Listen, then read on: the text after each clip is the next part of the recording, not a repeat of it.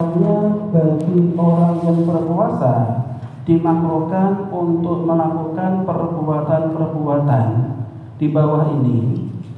Akan tetapi jikalau seseorang melakukannya, ini belum sampai membatalkan puasanya. Dalam artian puasanya masih sah-sah saja jikalau dilakukan secara wajar.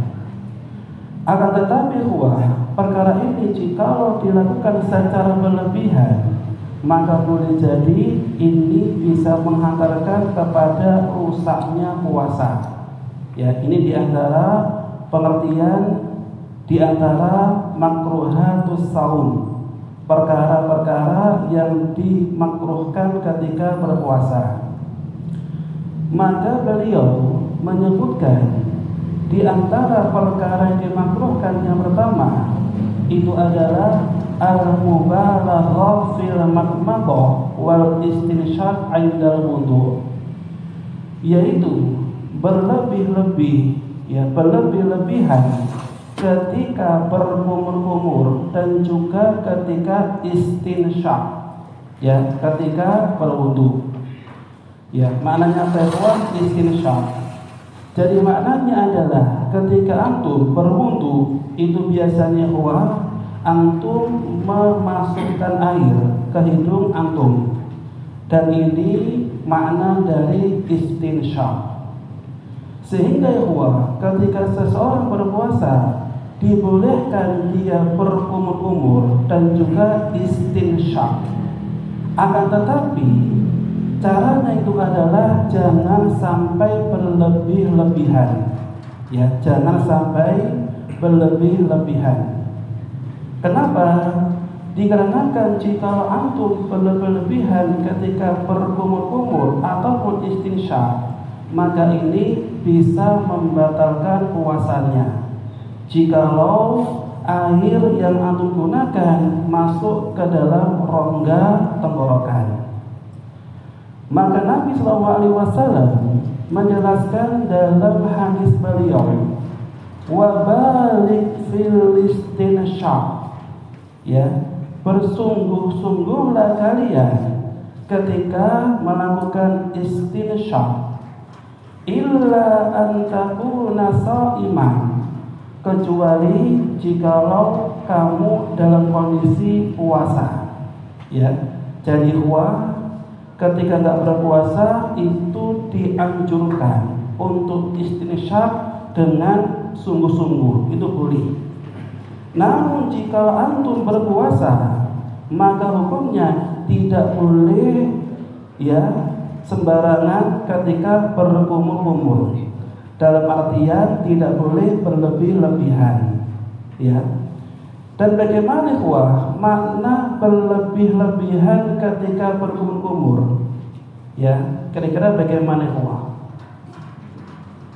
Apakah berkumurnya dengan cara kita mengambil segenggam air kemudian semuanya dimasukkan ke mulut, ataukah bagaimana? Jadi para ulama menjelaskan yang disebut dengan berlebihan ketika berkumur itu adalah sebagaimana yang dijelaskan oleh Al-Imam Khatib Asy-Syarbini rahimahullah. Maknanya adalah memasukkan air hingga ujung langit-langit mulut dan mengenai sisi gusi dan juga gigi. Ini sebagaimana penjelasan dari para ulama. Ini makna berlebih-lebihan. Sehingga ketika berpuasa tetap disunnahkan untuk berkumur-kumur dan juga disunnahkan untuk istinshaq. Bahkan ada mengatakan hukumnya wajib. Tapi dengan cara tidak berlebih-lebihan. Ini poin yang pertama. Kemudian yang kedua, silakan dibaca. Poin yang kedua, ciuman. Karena mencium kadang-kadang membangkitkan syahwat yang dapat merambat sampai merusak puasanya dengan keluarnya air mati atau dengan hubungan suami istri yang harus dibayar dengan kafarah. Nah, Kemudian ikhwah, perkara yang dimakruhkan adalah yang kedua, al-qublah atau ciuman. Dan ini biasanya ikhwah dilakukan oleh sepasang pasutri, ya. Dan hukumnya ikhwah, ketika nggak berpuasa itu hukumnya dibolehkan. Sampai-sampai Nabi ikhwah mencontohkan kepada kita supaya keluarga itu harmonis, supaya hubungan antara suami dan juga istri makin mesra, maka hukumnya boleh mereka berciuman. Sampai-sampai di antara contoh dari Nabi SAW ada suatu riwayat dari Imam Ibnu Majah dikatakan anna Rasulullah sallallahu alaihi wasallam qaqbala ba'dha nisa'ihi, bahwasanya Nabi sallallahu alaihi wasallam pernah mencium sebagian istri beliau. Summa kharaja ila salati, dan beliau menuju ke tempat salat. Ini yang dicontohkan oleh Nabi, sehingga supaya hubungan pasutri tetap langgeng dan juga mesra, maka dibolehkan seseorang untuk mencium istrinya. Ya, bukan malah ketika pergi kerja, malah ketika itu berangkat untuk mencari nafkah tidak mencium istrinya, jangan ya. Akan tetapi kalau bisa mencium istrinya. Ini sebagaimana yang dicontohkan oleh Nabi Sallallahu Alaihi Wasallam. Akan tetapi bagaimana ini jikalau kondisinya puasa? Kira-kira boleh atau tidak? Makruh. Nah, jikalau kita melihat pendapat dari sang penyusun kitab, hukumnya itu makruh, ya. Tapi jika kita membaca kitab yang lainnya, ternyata para ulama itu berbeda pendapat, menjadi 3 pendapat, ya.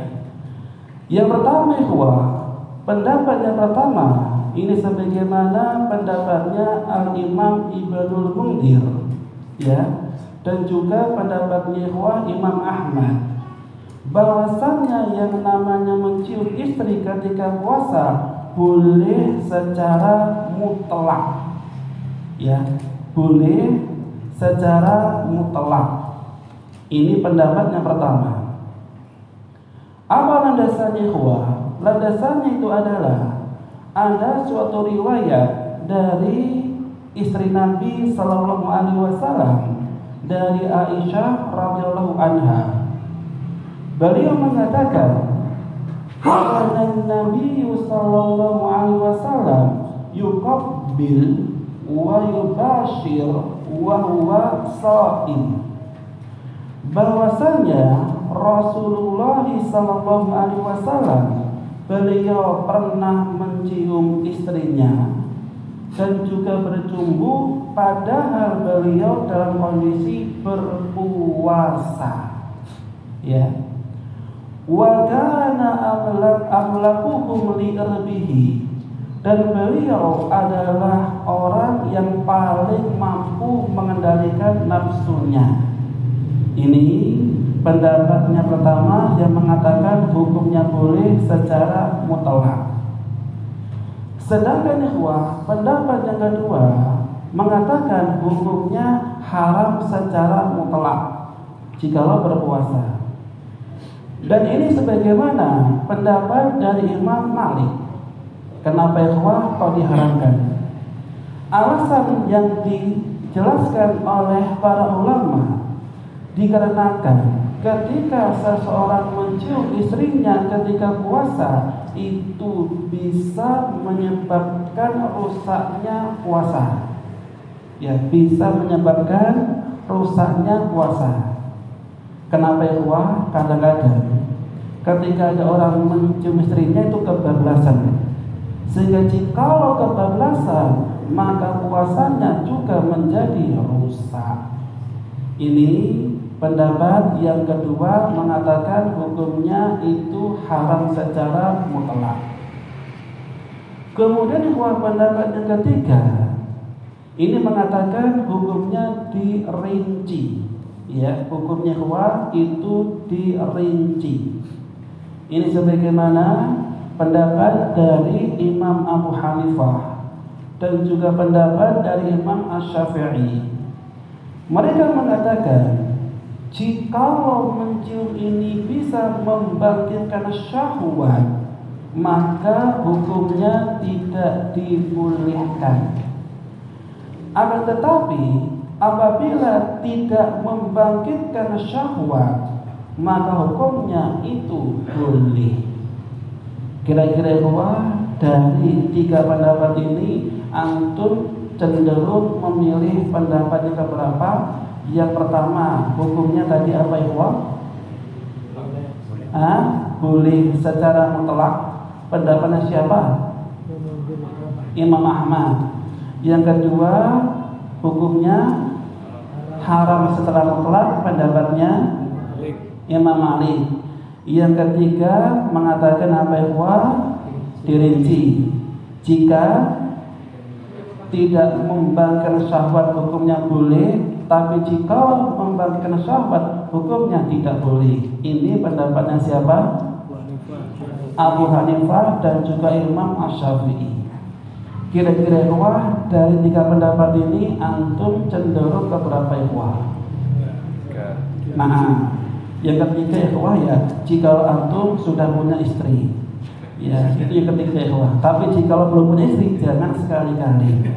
Ya, jangan sekali-kali. Nah, jadi pendapat yang paling kuat itu adalah pendapat yang ketiga, yaitu dirinci. Apa alasannya Alasannya itu adalah sebagaimana ada suatu riwayat dari Abu Hurairah radhiyallahu anhu, anna rajulan sa'ala an-nabiy sallallahu alaihi wasallam 'anil mubasyarah lis-sha'im. Bahwasanya ada seorang laki-laki yang bertanya kepada Nabi sallallahu alaihi wasallam mengenai mencium istrinya ketika dia berpuasa. Farakhasalahu, maka Nabi memberikan keringanan kepadanya. Maknanya apa memberikan keringanan? Hukumnya itu dibolehkan. Ya, dibolehkan. Kemudian wa atahu rajulun akhar. Habis itu Nabi didatangi oleh laki-laki yang lainnya. Fasa'alahu, dan bertanya hukum mencium istri ketika berpuasa. Fanahahu, maka Nabi melarangnya. Kok aneh ya? Laki-laki yang pertama membolehkan, laki-laki kedua melarangnya. Kenapa Nabi kok berbeda ketika menghukumi dua orang ini? Dikarenakan orang yang bertanya yang pertama itu adalah orang yang sepuh, orang yang sudah lanjut usia. Maka Nabi membolehkan orang yang sepuh mencium istrinya ketika berpuasa. Dan orang yang kedua yang Nabi larang ketika berpuasa mencium istrinya, ternyata itu adalah syabun, anak muda yang baru menikah. Sehingga Nabi membedakan antara dua orang ini. Sehingga pendapat yang ketiga itu lebih kuat, tergantung dari nafsu. Sehingga jikalau tidak membangkitkan nafsu hukumnya boleh, namun jikalau bisa membangkitkan ketika puasa, maka hukumnya itu tidak boleh. Insya Allah bisa dipahami ya. Nah, kemudian di sini kenapa para ulama itu merinci tentang masalah mencium istri ketika puasa? Dikarenakan dikhawatirkan ketika seseorang mencium istrinya ketika puasa itu bisa membangkitkan syahwat dan bisa menjadikan seorang laki-laki itu keluar air maninya. Sehingga para ulama ikhwah itu mengharamkan, tidak membolehkan jika sampai keluar air maninya. Ya, jadi hukumnya batal. Ya, jikalau keluar ketika mencium. Ya, sehingga jika tidak keluar ikhwah dan tidak sampai mungkin membuat syahwat, maka para ulama itu masih membolehkan. Ini di antara ikhwah alasan kenapa ikhwah mencium istri di sini. Para ulama berbeda pendapat. Nah, jadi paling kuat itu adalah pendapat yang ketiga. Kemudian yang ketiga, silakan yang dibaca ketiga, keempat, kelima langsung. Poin yang ketiga, suami terus-menerus melihat istri dengan syahwat. Yang keempat, menghayalkan hubungan suami istri. Yang kelima, menyentuh wanita dengan tangan atau menempel tubuhnya dengan tubuh. Nah, kemudian ikhwah, perkara-perkara yang dimakruhkan ketika puasa, yang ketiga itu adalah suami melihat istrinya dengan syahwat. Yang keempat, berkhayal tentang persenggama. Yang kelima yaitu berpelukan. Nah, kenapa ikhwah 3, 4, 5 ini dimakruhkan? Dikarenakan ikhwah ini bisa membangkitkan syahwat. Ya, jikalau yang melakukan itu anak muda. Padahal ikhwah, ketika seseorang berpuasa itu mereka tujuannya adalah untuk menekan syahwat. Ya, makanya Allah Subhanahu wa taala memuji orang yang berpuasa jikalau mereka itu meninggalkan syahwatnya. Dalam suatu hadis qudsi, yada syahwatahu wa aklahu wa syurbahu min ajali. Bahwasanya orang yang berpuasa itu meninggalkan syahwatnya, meninggalkan makan dan minumnya untuk aku. Sehingga ikhwah, ketika berpuasa maka di sini syahwat harus dikekang walaupun kepada istri. Ya, tujuan puasa adalah untuk menekan syahwat. Ini poin yang ketiga, keempat, dan juga kelima. Sedangkan yang keenam dibaca. Poin yang keenam, mengunyah daun sirih karena dikhawatirkan beberapa bagiannya masuk ke dalam tenggorokan. Nah, yang keenam ikhwah, di antara perkara yang dimakruhkan itu adalah mengunyah daun sirih. Siapa ikhwah di sini yang masih muda pernah mengunyah daun sirih? Gak ada nih. Biasanya ini dilakukan oleh nenek-nenek atau mbah-mbah. Ya. Dan saya dulu ketika masih kecil pernah mendapati nenek-nenek itu sering mengunyah daun sirih. Dan tujuannya apa ikhwah? Untuk menjaga kebersihan gigi, sahih. Ya. Dan pada zaman sekarang sangat jarang, bahkan langka ikhwah. Ya, jarang bahkan langka. Kira-kira bapak-bapaknya di sini ada nggak yang masih mengunyah daun sirih? Nggak ada nih, nggak ada. Nah, ini ikhwah hukumnya ikhwah dimakruhkan. Ya, namun tidak sampai dilarang. Kenapa dimakruhkan ikhwah? Dikarenakan ketika seseorang mengunyah daun sirih dikhawatirkan sebagian daunnya itu tertelan, maka hukumnya itu dimakruhkan. Dan ini seperti hukumnya seseorang ketika berpuasa tapi dia menggosok giginya dengan pasta gigi. Hukumnya ikhwah boleh atau tidak ikhwah? Nah, menggosok gigi. Nah, jadi dikatakan oleh Syekh bin Baz rahimahullah, ketika seseorang berpuasa dan menggosok giginya, hukumnya ikhwah itu nggak dirinci ikhwah, dibolehkan, tapi dengan syarat tidak berlebihan, ya, tidak berlebihan, ya. Namun ikhwah, ketika seseorang ikhwah dia menggosok giginya dengan pasta gigi atau dia mengunyah tadi apa ikhwah namanya? Daun sirih, itu bekasnya harus kalau bahasa Jawanya ikhwah lepeh. Apa lepeh ikhwah? Muntah, apa muntah gak enak ikhwah?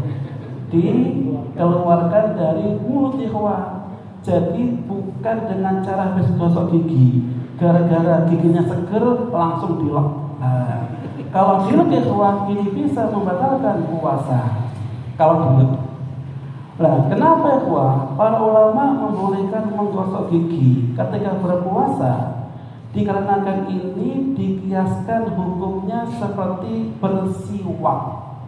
Ya, jadi kalau gosok gigi menggunakan pasta, tapi kalau zaman Nabi SAW ketika membersihkan gigi dengan cara menggunakan siwak.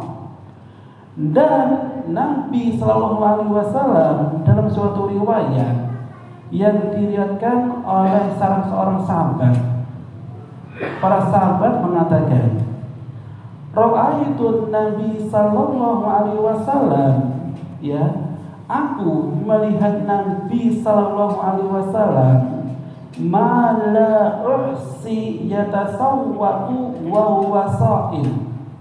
Ya, jadi aku pernah melihat Nabi SAW dalam beberapa kali. Jadi enggak sekali beberapa kali. Yatasawwaqu, beliau pernah bersiwak sedangkan beliau itu berpuasa.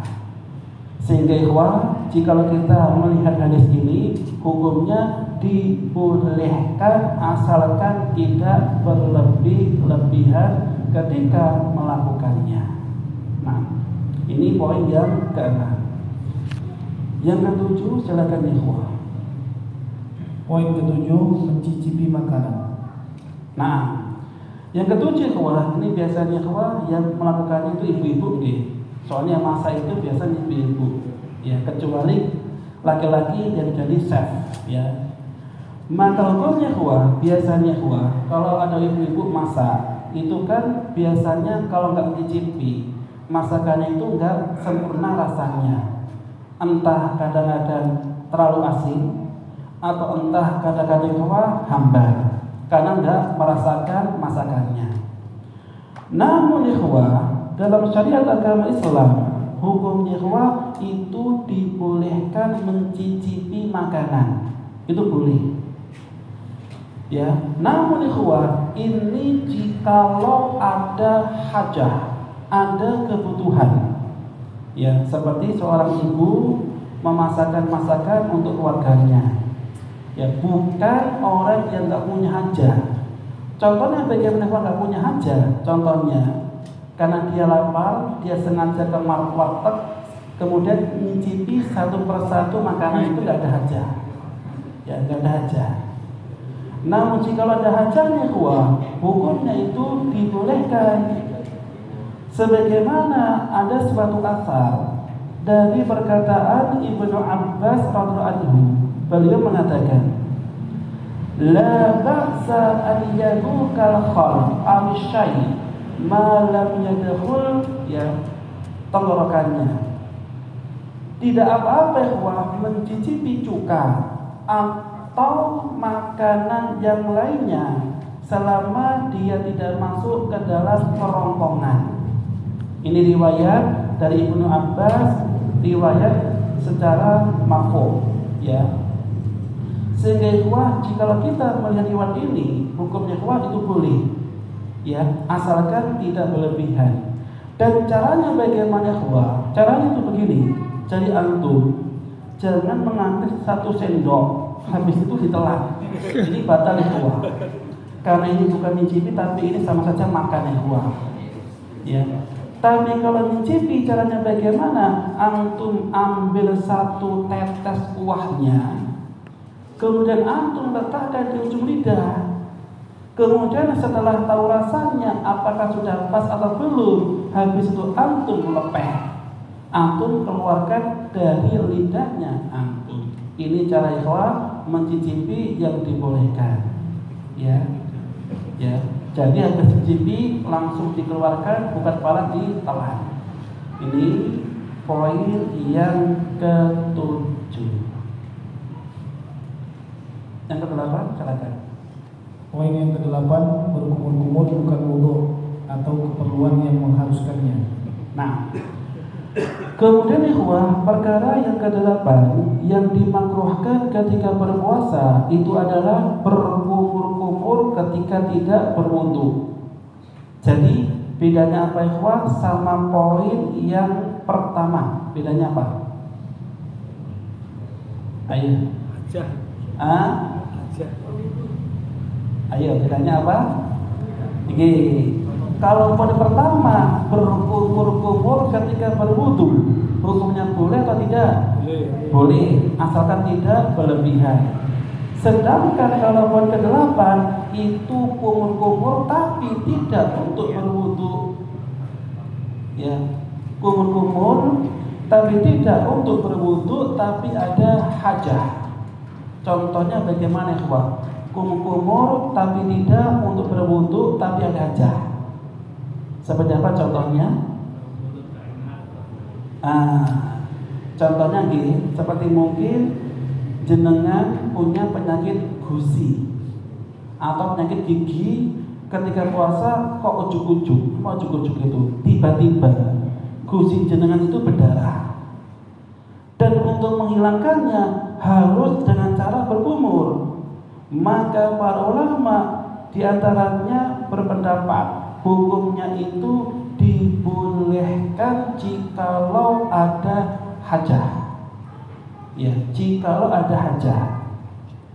Ya, sampai-sampai ada suatu riwayat dari Nabi SAW.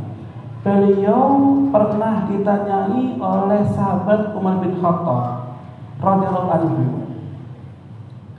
Dikatakan, ya, bahwasannya Umar radhiyallahu anhu, beliau pernah ditanya oleh Nabi, "Ara'aita law tamatmatta bima'in wa anta sha'im?" Bagaimana pendapatmu jikalau kamu berkumur-kumur sedangkan kamu berpuasa? Maka Umar mengatakan, la ba'sa bidzalik, itu enggak apa-apa. Sehingga para ulama mengkiaskan, kalau ketika berwudu itu dibolehkan, maka selain wudu, jikalau ada hajat, maka hukumnya juga dibolehkan.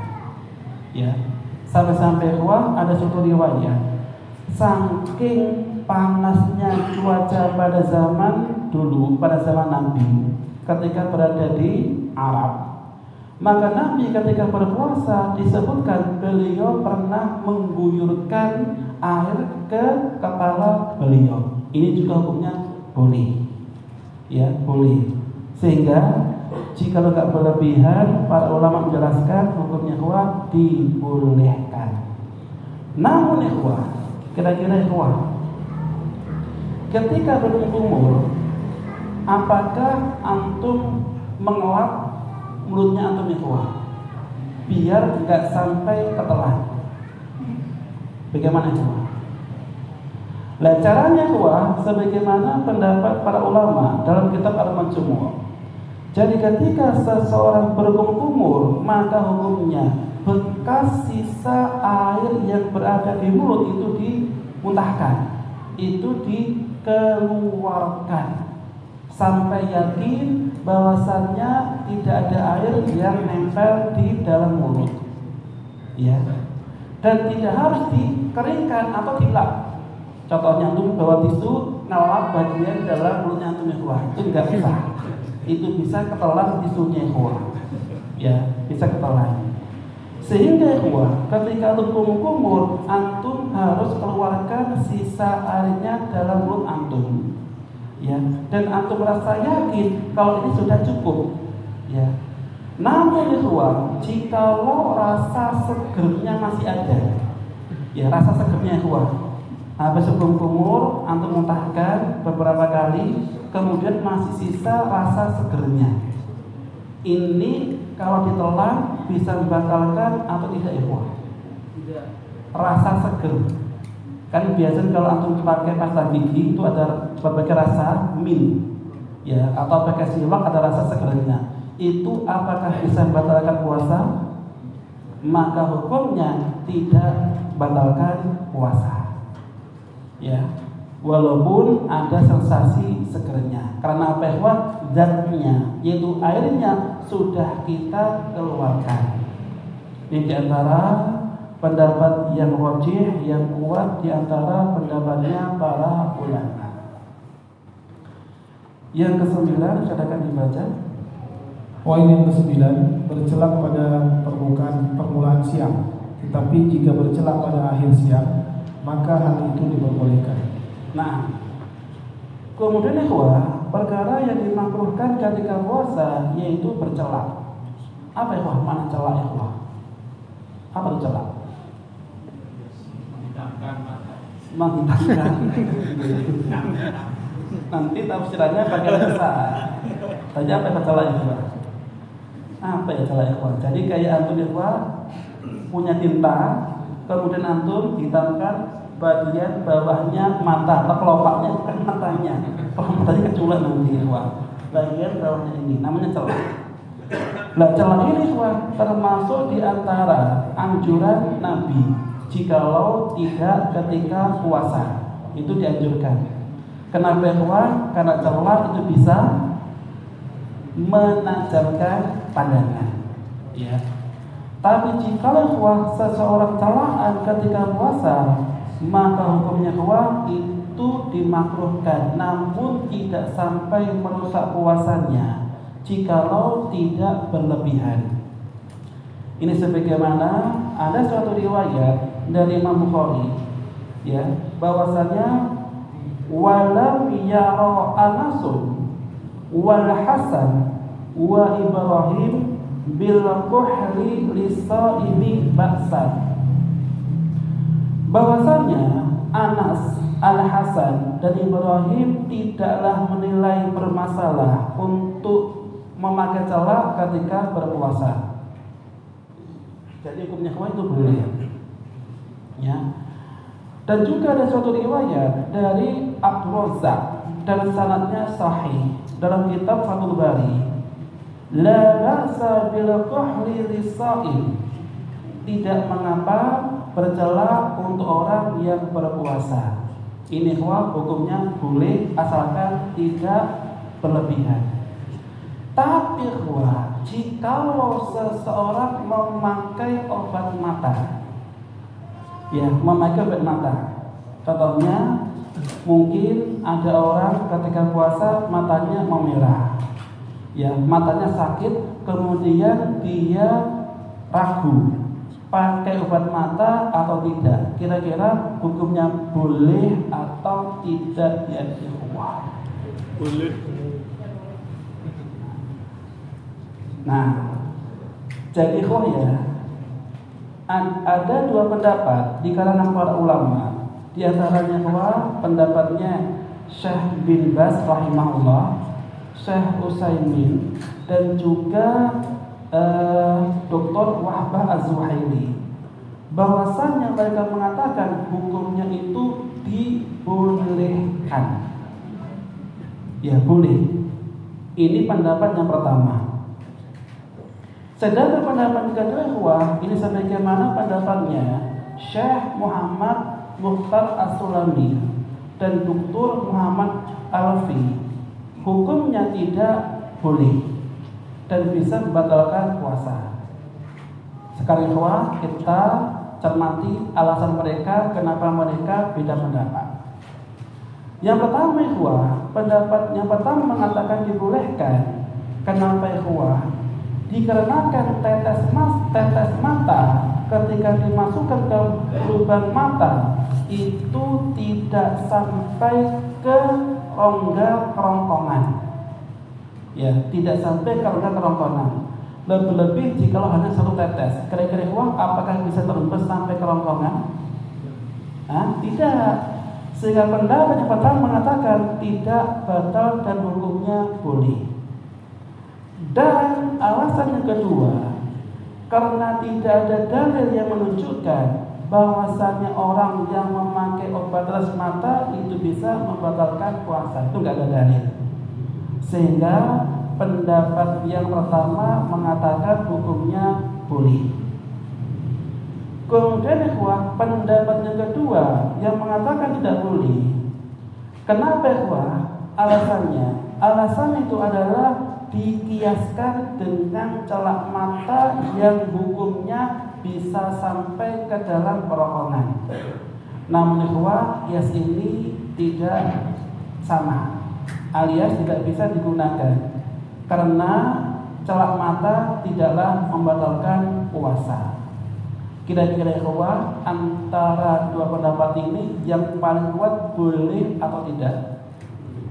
Hukumnya itu dibolehkan. Ya, dibolehkan ya, hukumnya dibolehkan. Itu insya Allah pendapat yang paling kuat. Ya, kenapa dibolehkan? Karena tetes mata. Kira-kira ini termasuk makanan atau bukan? Bukan. Sedangkan yang bisa membatalkan puasa itu hanyalah makanan dan juga minuman.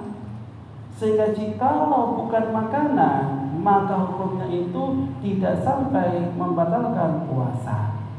Ini sebagaimana pembahasan makna makanan itu dalam kitab Misbahul Munir. Ya, contohnya ya, antum berpuasa kemudian mengendarai motor sambil antum membuka mulutnya antum, ya biar antum nggak gerah. Kira-kira ketika antum masuk angin melalui mulut, maka angin ini apakah membatalkan puasa atau tidak? Ayo, kalau angin enggak, kenapa? Karena angin bukan makanan. Sehingga jika bukan makanan, para ulama menjelaskan itu tidak sampai membatalkan puasa. Nah, ini insyaallah pendapat yang paling kuat. Kemudian yang terakhir ya. Nah, silakan poin yang ke-10, berbekam atau mengeluarkan darah karena dikhawatirkan akan melemahkan tubuh yang menyebabkan harus membatalkan puasanya. Karena dalam hal demikian terdapat perkara yang dapat membatalkan puasa. Nah, silakan anak dulu ya.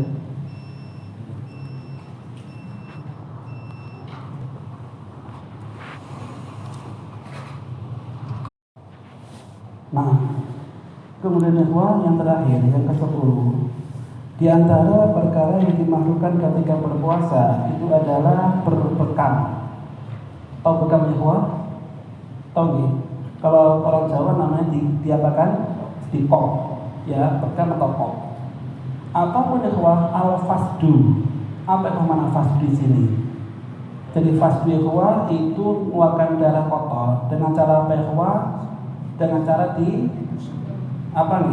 ditusuk dengan jarum yang besar. Namanya itu al-fasdu. Kayak antum donor darah. Ya. Maka bagaimana hukumnya? Jadi di sini ada satu riwayat ikhwah, ada dua riwayat. Yang pertama mengatakan dalam hadis yang sahih, afṭara al-hājim wal mahjum. Orang yang melakukan bekam dan yang dibekam itu bisa batal puasanya. Ini riwayat yang pertama mengatakan batal. Dan riwayat yang kedua mengatakan dalam hadis riwayat Ibnu Abbas, anna Nabiyya sallallahu alaihi wasallam ihtajama wa huwa muhrim wa ihtajama wa huwa sha'im. Bahwasanya Nabi sallallahu alaihi wasallam pernah berbekam dalam kondisi berihram dan pernah berbekam dalam kondisi berpuasa. Ini dua riwayat yang saling kontradiksi. Yang pertama bisa batal ketika puasa dan dia berbekam. Yang kedua, Nabi pernah berbekam dan beliau dalam kondisi puasa. Kira-kira antara dua hadis ini, antum bagaimana cara memahaminya? Jadi hukumnya boleh atau tidak ya, kira-kira? Nah, nggak ada rincian ya. Jadi hukumnya itu dibolehkan, asalkan ketika dibekam tidak sampai membuat badan menjadi lemah. Ya, boleh, tapi tidak sampai membuat badan menjadi lemah. Apa alasannya, ikhwah? Alasannya itu adalah ada satu riwayat dari Abu Sa'id Al-Khudri radhiyallahu anhu, rakhasan Nabi sallallahu alaihi wasallam ya al-hijamah, bahwa Nabi sallallahu alaihi wasallam memberikan keringanan bagi orang yang berpuasa. Ini maknanya apa, ya? Boleh dengan syarat tidak sampai membuat tubuh menjadi lemah. Itu boleh. Karena apa, ya? Kadang-kadang ada orang yang berbekam, habis bekam badannya lesu lemah. Bahkan ikhwah, anak dapat cerita, ada orang yang fasdu. Ya, fasdu ikhwah, jarum ditusukkan ke nadi, habis itu menguncur. Saking darahnya banyak, dia pingsan ikhwah. Pingsan. Sehingga jikalau sampai pingsan dan membuat tubuhnya menjadi lemah, hukumnya enggak dibolehkan. Tapi kalau enggak sampai membuat lemah, hukumnya masih diringankan. Ini pendapat yang paling kuat. Kemudian bagaimana kita menggabungkan antara dua riwayat yang tadi saya bacakan? Yang pertama bisa membatalkan, yang kedua tidak membatalkan. Bagaimana cara mengkompromikannya? Caranya maka dikatakan oleh para ulama bahwasanya riwayat yang pertama yang mengatakan bisa batal itu dimansuh hukumnya. Apa mansuh, dihapus hukumnya oleh riwayat yang kedua. Kenapa? Karena riwayat yang kedua yang mengatakan dibolehkan itu datang lebih akhir, sehingga hadis yang akhir datangnya menghapus hukum hadis yang pertama datang. Nah, ini di antara 10 perkara yang dimakruhkan ketika berpuasa. Sekian ikhwah yang bisa kita jelaskan. Mudah-mudahan bisa bermanfaat, dan kita tutup dengan doa kafaratul majelis.